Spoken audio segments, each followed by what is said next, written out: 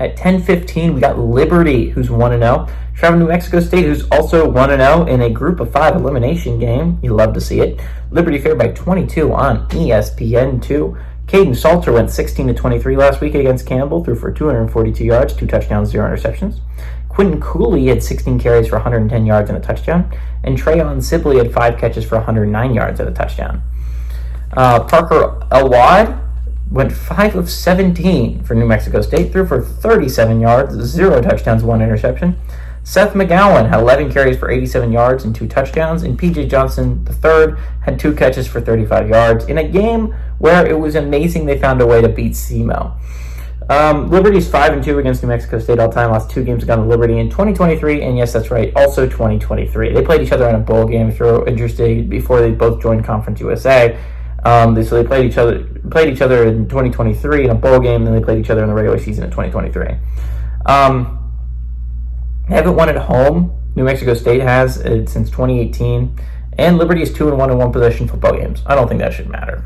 You know how last week I was like, I'm not ready to proclaim the death of New Mexico State?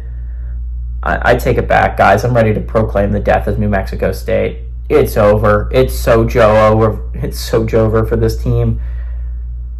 They're bad. They're really bad. This is not a team that even can come close to competing for a Conference USA title this year. I don't know how they beat SEMO. I don't know how they're going to beat anyone. Their passing game's atrocious.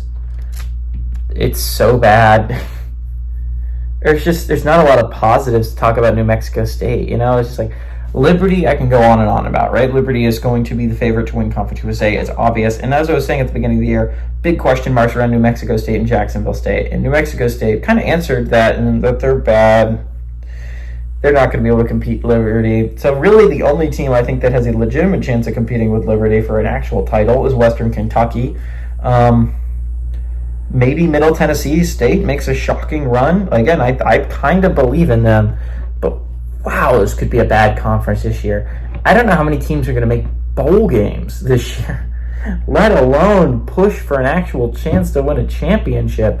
Jesus Christ, these teams are bad. Outside of Liberty and maybe Western Kentucky, I gotta believe that they're better than their performance against Alabama, and maybe Middle Tennessee State can be good, but it's like, wow, these teams look bad off the bat. Liberty looks like, again, they're my favorite to go to the playoffs. They have an easy schedule lined up in front of them. If they can get that win against App State in a couple of weeks, that's going to be big for their playoff hopes. And as long as Boise State doesn't beat Oregon, they're going to hold the reins of getting into the playoffs on their own. It's going to be an easy conference to win, which on one side is a benefit, which on one side is a deficit, right? It's going to be harder to make a case if your conference is really weak. But on the other hand, there's not a lot of chances that you get tripped up. So I think Liberty's going to win. I think Liberty's going to win by a lot. Give me Liberty to win and cover on the road.